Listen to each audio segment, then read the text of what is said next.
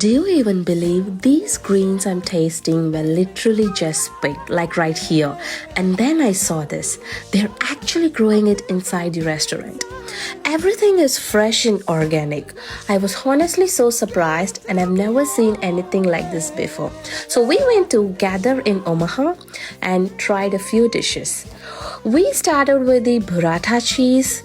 It was super creamy, fresh, and so good. Then the burger. They usually have beef and vegan patties, but they customized it for us with a chicken patty. And this Parmesan cream gnocchi, it was super soft, cream, and something I really liked. We also ordered kids mac and cheese, and it was perfect. They also have quite a few drink options if you'd like to explore. It was so good. Such a unique farm to table experience. I really enjoyed it.